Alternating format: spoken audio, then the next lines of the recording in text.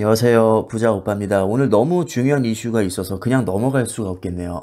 오늘 10시 반에, 밤 10시 반에 미국 CPI 지수가 발표됩니다. 예측치는 3.2%로 나와 있는데 실제로 어떻게 나올지 사실 알 수가 없죠.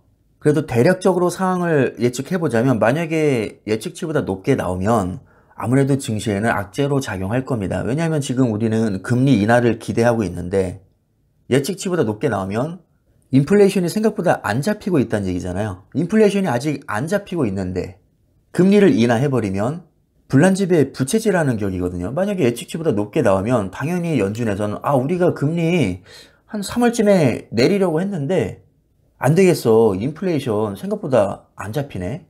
그럼 금리 인하 시기를 늦춰야 될 것 같아. 내지는 금리 인하 횟수를 줄여야 될 것 같아. 이런 식으로 나올 수 있다는 거죠. 그럼 당연히 주가는 하락할 가능성이 높겠죠. 실제로 오늘 발표될 CPI가 전망치를 웃도를 거라는 전망이 있습니다. 지난 2022년에도 인플레이션 폭등세를 정확하게 예측한 전례가 있는 픽싱 트레이더들이 오늘 발표될 12월 CPI가 예상치를 웃돌 것 같아. 그럼 금리 인하에 대한 기대치가 낮아질 테니까 시장에 충격이 있지 않을까? 이런 식으로 지금 걱정을 하고 있는 거죠. 자, 이렇게 또 하나하나 따지다 보면 걱정거리는 정말 산더미입니다. 주식을 할 수가 없습니다. 이런 거 저런 거 다 따지면 주식을 하루라도 마음 편하게 할 수가 없습니다. 보스틱 총재가 또 뭐라고 했죠? 올해 금리를 2번 내려야 될 것 같아. 아주 긍정적으로 보는 사람들은 6번에서 7번까지 인하할 것이라고 예상하고 있고 연준 의원들의 주황값을 보면 한 3번 정도 됩니다. 그러니까 보스틱이 주장하고 있는 2번의 금리 인하는 굉장히 짜다는 얘기죠. 금리를 덜 내린다는 것 자체가 주식시장에는 당연히 악재가 될 수 있으니까 자, 이렇게 영향력 있는 인물이 자꾸 이런 얘기를 하는 게 우리 입장에서는 너무 짜증이 날 수가 있습니다. 왜 자꾸 이런 얘기하는 거야?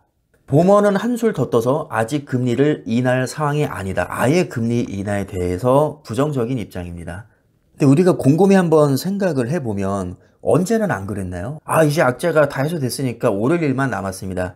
인플레이션 걱정하지 마세요. 이제 금리 올릴 일 없을 거예요. 이제 금리 올릴 만큼 솔직히 올렸으니까 당연히 내려야죠. 아무 걱정하지 마시고 주식하세요. 단 하루라도 이런 날이 있었나요? 없었습니다. 항상 우리는 마음은 졸이면서 주식을 해왔죠. 악재는 또 왜 이렇게 많은지. 정말 하루하루가 가시밭길을 걷는 기분이었습니다. 그런데 그럼에도 불구하고 결과적으로 어제 3대 증시 모두 또 올랐죠. 그리고 지난 1년 동안 S&P 500 지수에 편입되어 있는 대다수의 빅테크 기업들은 굉장히 큰 폭으로 올랐습니다. 악재가 이렇게나 많았는데도 말이죠. 우리 투자 전략은 아주 단순하잖아요. 악재고 뭐고 다 개무시하고 좋은 기업을 그냥 오래 보유하자. 이 단순한 원칙만 지켰다면 아마 1년 동안 마소로 70% 수익 냈을 거고요. 엔비디아로 250% 수익 냈을 겁니다. 아무것도 안 하고 그냥 가만히 있었어도요. 당연히 스트레스도 거의 받지 않았겠죠. 왜냐면 우리는 시장을 무시했으니까요. 기업의 가치를 보고 투자했으니까 나스닥 7,000 간다, S&P 500 3,400 간다 이렇게 막 떠들어대도 우리가 스트레스를 받을 하등의 이유가 없었습니다. 우리는 시장을 예측해서 타이밍 매매를 하지 않았거든요. 그냥 좋은 주식을 보유했을 뿐입니다. 그 결과 테슬라 95%나 올랐고 아마존도 76%, 애플 43%, 메타 186%, 구글 62%, AMD 120%. 우리는 이미 충분한 안전 마진을 확보했기 때문에 오늘 폭락한다고 해도 우리에게는 타격이 그렇게까지 크게 없습니다.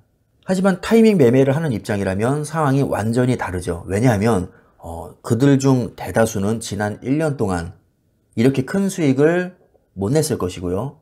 마음이 조급할 수밖에 없습니다. 내가 지난 1년 동안 이렇게 많은 수익을 날렸으니 이거를 만회를 해야 되는데 그러기 위해서는 예측을 평소보다 더 정확하게 예측을 해야 되고 정확하게 예측하기 위해서는 정보를 많이 수집해야 됩니다. 그럼 그만큼 시황 예측하는데 시간 많이 투자해야 되고 스트레스도 많이 받겠죠. 그리고 베팅도 더 크게 해야 한 방에 크게 먹어서 더 빨리 만회를 할 수 있습니다. 이렇게 악순환이 계속 된다는 거죠. 만약에 오늘 예측에 또 실패하면 다음번에 더 정확하게 예측하기 위해서 만회하기 위해서 더 많은 시간을 투자할 것이고 더 많은 돈을 투입할 겁니다. 만약에 성공해서 만회하면 또 그걸로 끝날까요? 아, 이게 나지. 이번에 성공했으니까 다음에도 할 수 있어. 계속해서 타이밍 매매를 하게 됩니다. 그런데 우리는 이미 경험을 통해서 아, 역시 좋은 기업은 기다려주면 올라오는구나.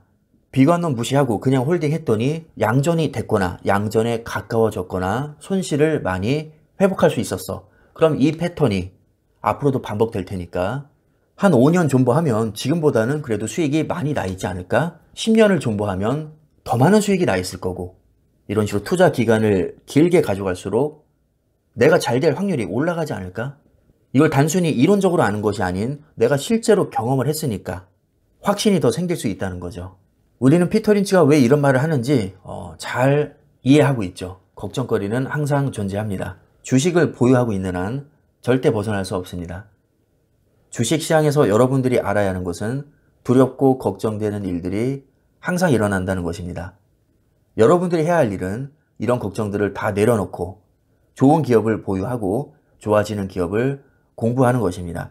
투자의 성공 여부는 얼마나 오랫동안 세상의 비관론을 무시할 수 있는지에 달려 있습니다. 지난 1년 동안 악재 너무나도 많았고 그것을 무시하고 그냥 보유했더니 이렇게나 많은 수익이 실제로 났죠. 그리고 우리는 이것을 그냥 단순히 이론적으로 학습한 것이 아닌 경험을 했습니다. 하락장 너무 괴로웠지만 견뎌봤습니다. 왜? 좋은 주식은 비관론 무시하고 그냥 보유하면 반드시 오른다고 하니까. 그리고 내가 공부해보니까 너무 좋은 기업인 걸 알게 됐습니다. 그리고 원칙대로 나는 고점에서 몰빵하지도 않았고 분할 배수 들어가고 있고 빚내서 투자하지도 않았습니다. 마음이 그렇게까지 조급할 이유가 없다는 거죠. 앞으로 수많은 호재와 악재가 매일같이 쏟아질 텐데 우리가 신경 쓰든 말든 좋은 기업은 분명히 지금보다 5년 후에 많이 올라 있을 거고요.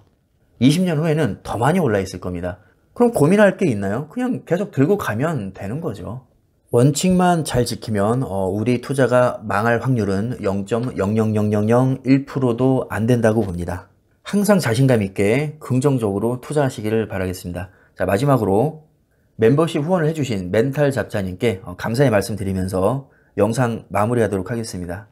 감사합니다.